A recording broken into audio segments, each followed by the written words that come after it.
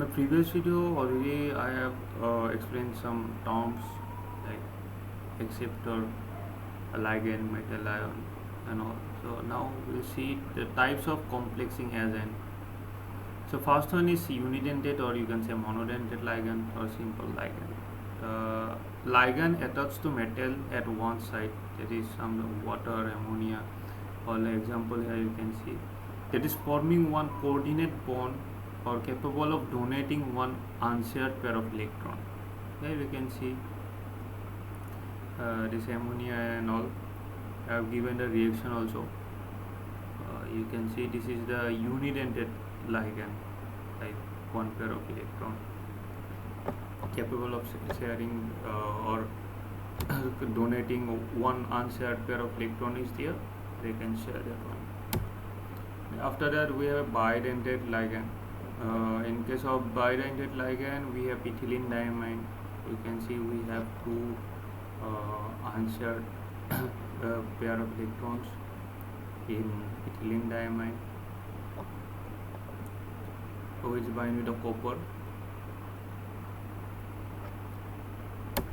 After that we have tridentate ligand. Here the ligand attached to metal at three sites, diethylene triamine.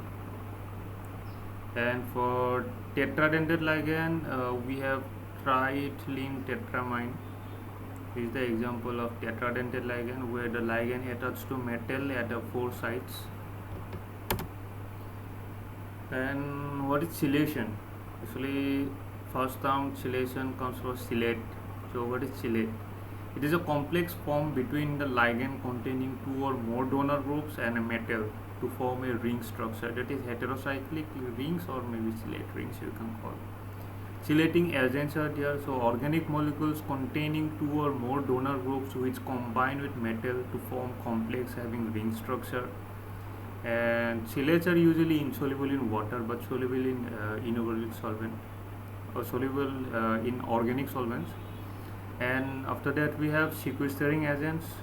So for sequestering agents, ligand which form water soluble chelates, that is EDTA, ethylene diamine tetraacetic acid. So classification of complexometric titration are four types are there. So one is direct titration. After that we have back titration, replacement titration, and the last one is alkalimetric titration of metals. So let's see the direct titration. So in this type of titration, the sample solution of metal ion in the presence of suitable buffer is titrated against the standard disodium EDTA solution. So here M EDTA complex must be more stable than M indicator complex in buffered medium. Here the compound to be determined is water soluble, and the reaction between EDTA and metal must be rapid. If the reaction is slow, it must be catalyzed. So Mn should not be precipitate. Metal ion should not be precipitate at the pH of titration.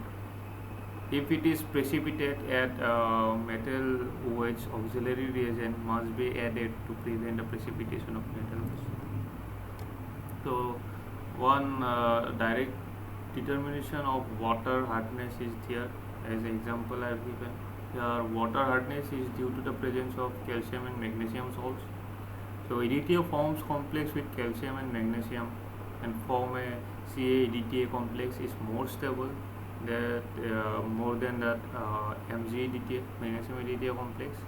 At the pH of 12, EDTA forms complex with calcium only.